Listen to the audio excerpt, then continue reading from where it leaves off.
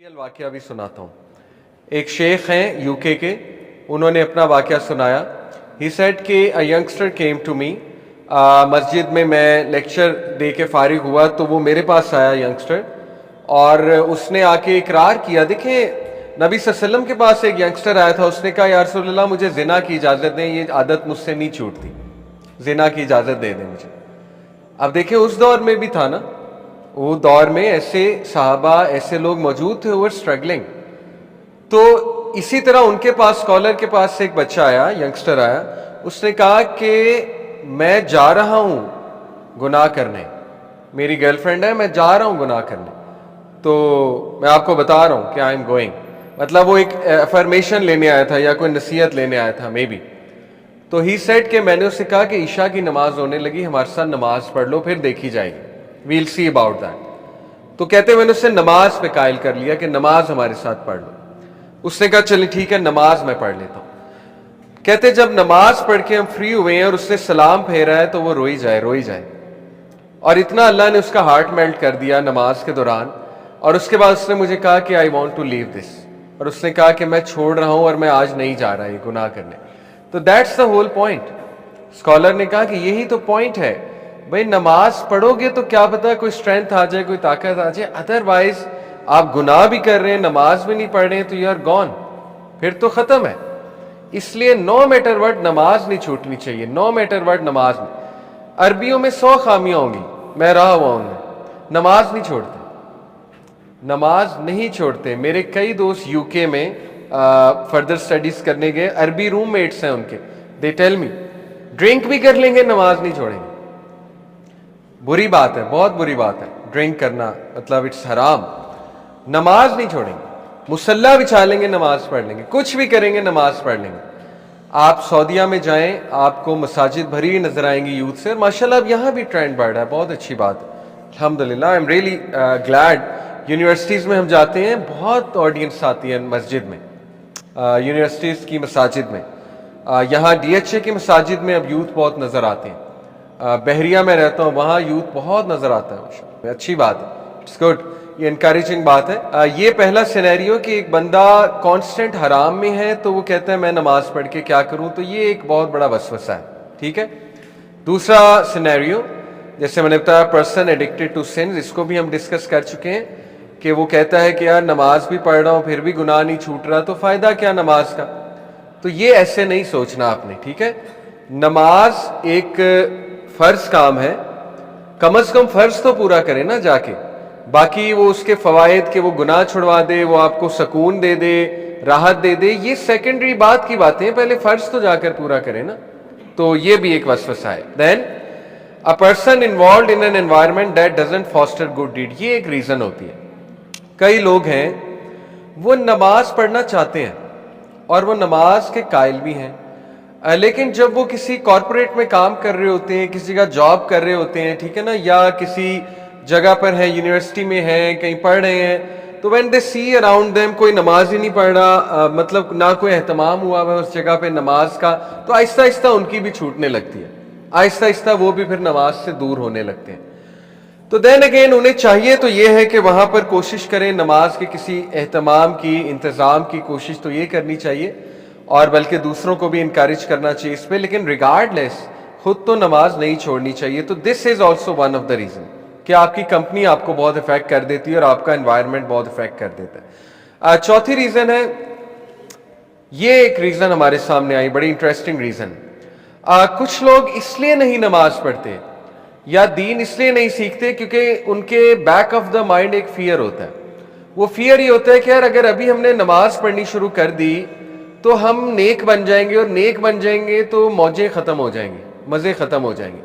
ये है, कई नौजवानों ने मुझे बताया, मतलब इट्स वेरी सरप्राइजिंग, यानी they don't want to learn Deen because they fear के बस वो रिलीजियस महफिलों में जाने से, रिलीजन लर्न करने से या नमाजें पढ़ने से ना फिर हमारी सारी चीज़ छूट जाएगी, तो they are not ready yet, दे से we are not ready yet for this. और ये देन अगेन कितनी ख़तरनाक बात है, यानी एक फ़र्ज काम को ये कह के छोड़ना कि we are not ready yet, तो फिर देखें ऐसा ना हो अल्लाह नाराज़ हो जाए, अल्लाह कभी हिदायत ही ना दे। कई लोगों की स्टोरीज हम सुनते हैं, they kept saying we are not ready yet, we are not ready yet, we are not ready yet. बुढ़ापा आ गया, बुढ़ापे में फॉलेज हो गया, नमाज पढ़ ही नहीं सकते। सोचा था बुढ़ापे में पढ़ेंगे, बुढ़ापे में बीमारी ऐसी कोई आ गई कि नमाज पढ़ ही नहीं सकते, तौफीक ही नहीं नमाज की। कई ऐसी स्टोरीज हैं। तो ऐसा ना हो कि इस जुमले से अल्लाह नाराज हो जाए। बहरहाल ये भी एक फियर होता है लोगों का, ठीक है, कि I can't come right now.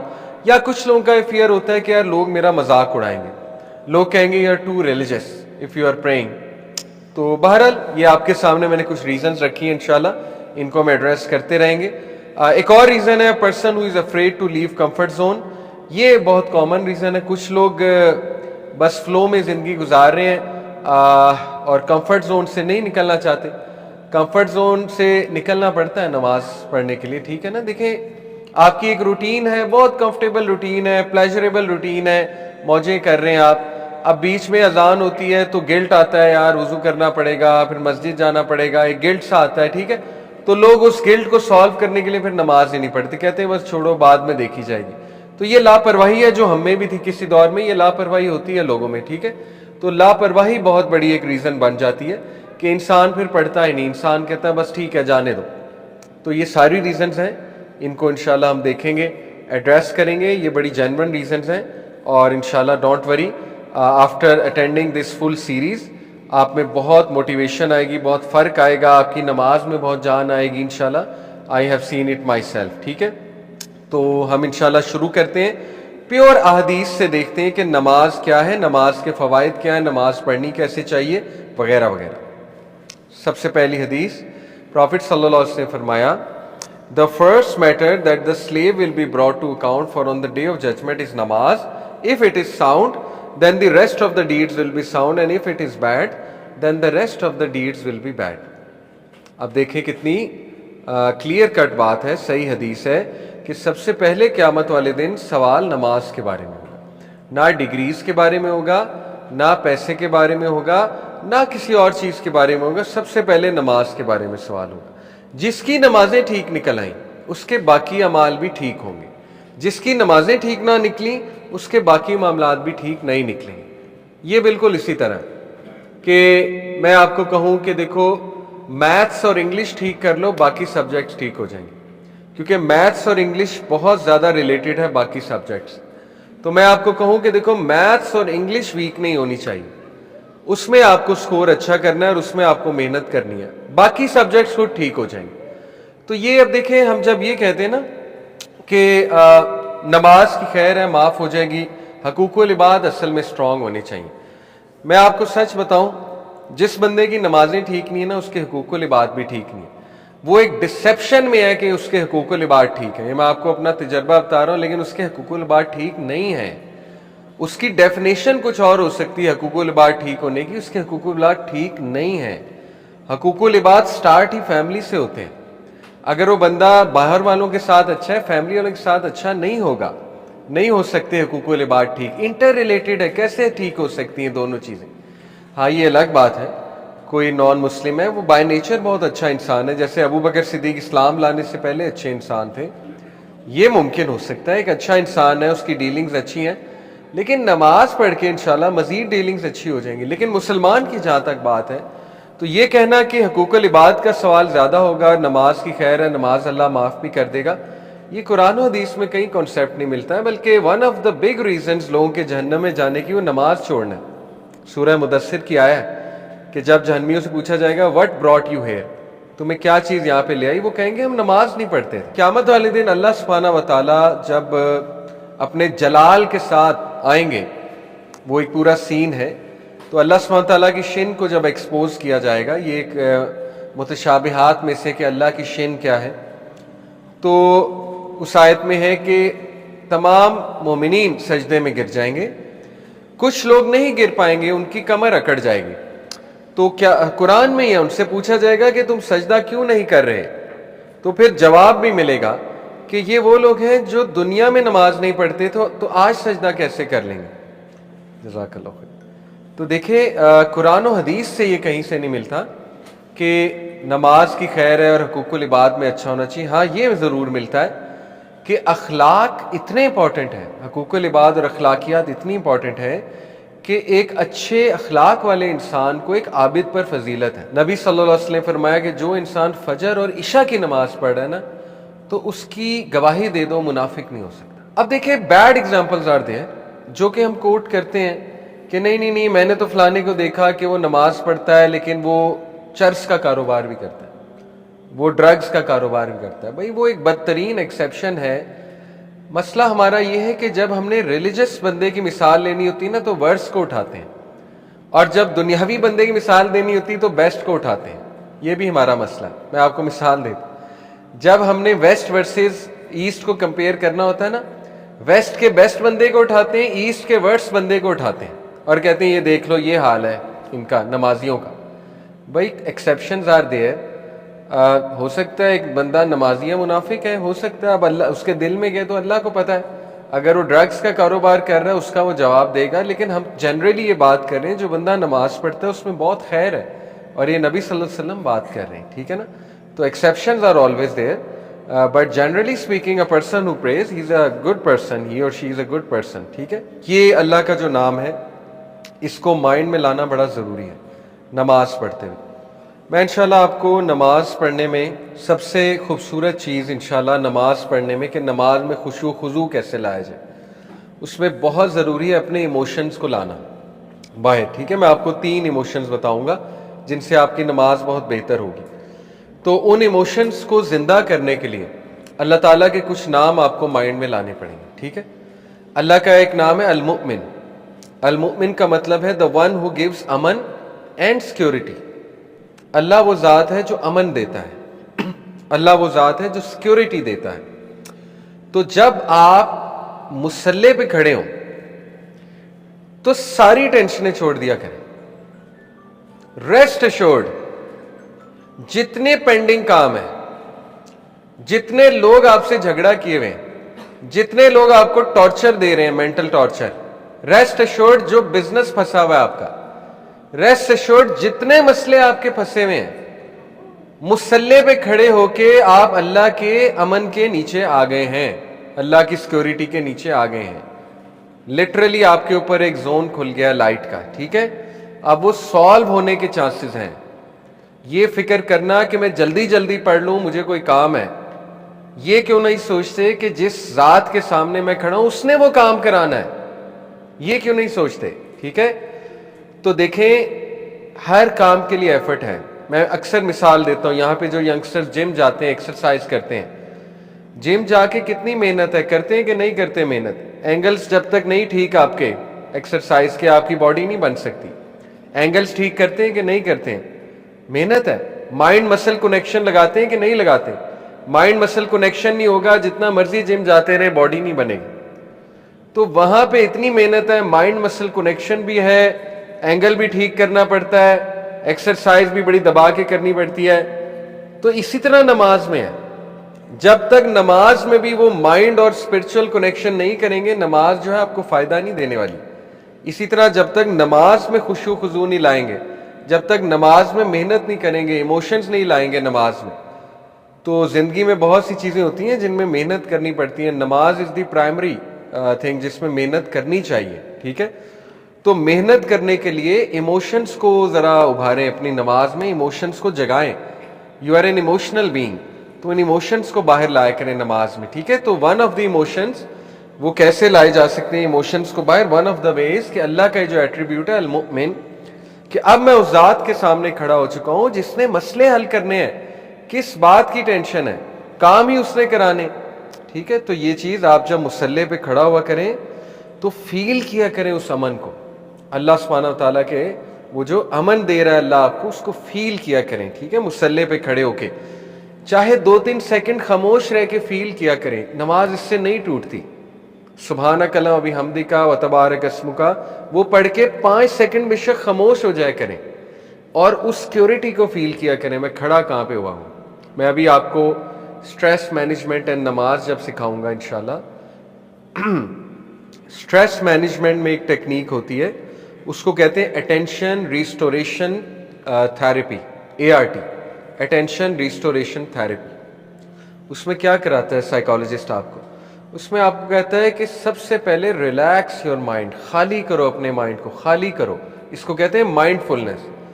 جب تک مائنڈ خالی نہیں کرو گے وہ نیکسٹ اسٹیپ پہ نہیں لے جاتا ہے. جب تک آپ نماز میں مائنڈ خالی نہیں کریں گے نماز کوئی فائدہ نہیں دے رہی آپ کو. وہ ایک طوطے کی طرح، جیسے طوطا جو ہے نا وہ ایک حرکت کر رہا ہوتا ہے، وہ اس طرح ہو جائے گی، قبول ہو جائے گی. ہم یہ نہیں کہتے قبول نہیں ہوگی، لیکن مائنڈ خالی کر کے نماز آپ نہیں پڑھیں گے. آپ دیکھیں اس پہ کوئی کاؤنٹر کویسچن کر سکتا ہے کیسے کریں مائنڈ خالی. وسوسے بہت آتے ہیں، خیالات بہت آتے ہیں، تو اٹس اے گڈ تھنگ، خیالات آنے چاہیے. یہی تو مائنڈ فلنس کی پریکٹس ہے. خیالات نہیں آئیں گے تو پھر جہاد کیسے کریں گے آپ نماز میں؟ جہاد کریں گے تو مائنڈ فلنس آئے گی نا، فوکس بلٹ ہوگا. ٹھیک ہے، جیسے یہ ایسے ہے، کوئی بندہ کہے کہ میں جم جاؤں مشین ہی کوئی نہ پڑی ہو آگے، میں جم جاؤں ہرڈل ہی کوئی نہ ہو آگے، میں ایک دروازے سے انٹر ہوں دوسرے دروازے سے ایگزٹ ہو جاؤں، ایکسرسائز ہو جائے. Is that even possible? ایک بندہ کہ میں نے کرکٹر بننا ہے، فٹ بالر بننا ہے، کوئی ہرڈل نہیں ہونی چاہیے، نتھنگ، ٹریننگ بھی نہیں ہونی چاہیے، بس میں جاؤں اور دنیا کا بیسٹ فٹ بالر بن جاؤں. Is that even possible? تو بھائی نماز میں آئیں گے وسوسے، نماز میں خیالات آئیں گے. What do you expect? آپ کا بدترین دشمن، اس کے لیے سب سے آپ کی جو ہے خطرناک چیز نماز ہے. جب اس نے آپ کو دیکھا مصلی پہ کھڑے ہوتے، اس نے آ جانا ہے، پہنچ جانا ہے، اس نے پوری کوشش کرنی ہے نماز خراب کرنے کی. لیکن آپ کی پوری کوشش ہوگی فوکس رہنے کی، اور اللہ کی مدد سے فوکس آپ رہ لیں گے. سورہ آل عمران ورس 160 میں اللہ سبحانہ تعالیٰ کہتے ہیں کون ہے جو تمہیں کسی کام سے روک لے جب اللہ تمہاری مدد کرے. جب اللہ آپ کی مدد کرے گا نماز اچھی ہو جائے گی. ٹھیک ہے، تو بہرحال یہ ایک جہاد ہے.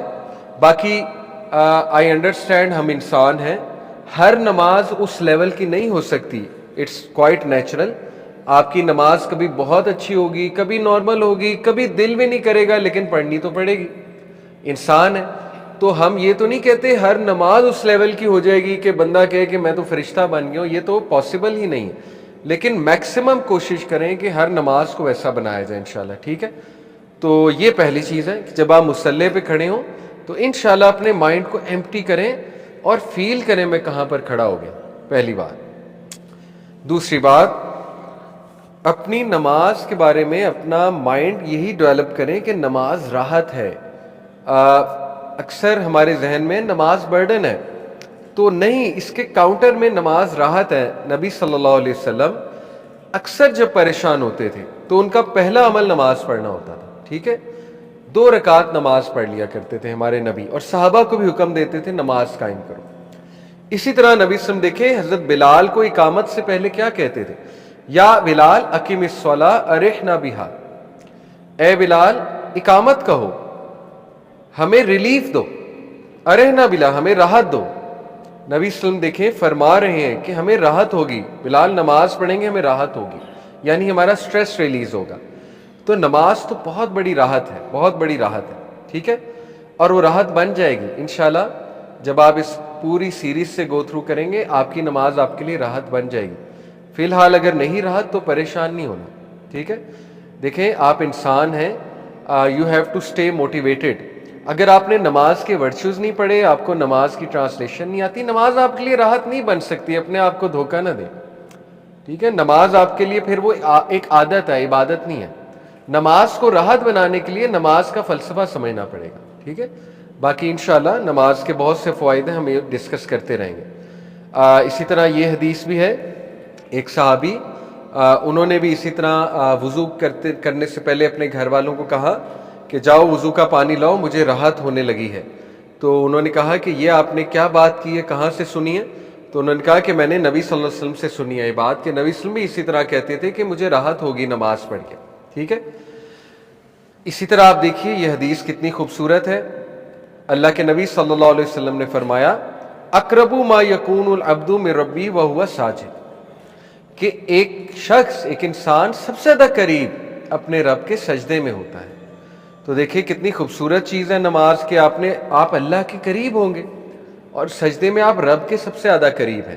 تو اسی لیے تو اس میں راحت ہے. اسی طرح یہ دیکھیے اللہ کے نبی صلی اللہ علیہ وسلم نے فرمایا، لمبی حدیث ہے میں اس کا ایک پارٹ بتا رہا ہوں.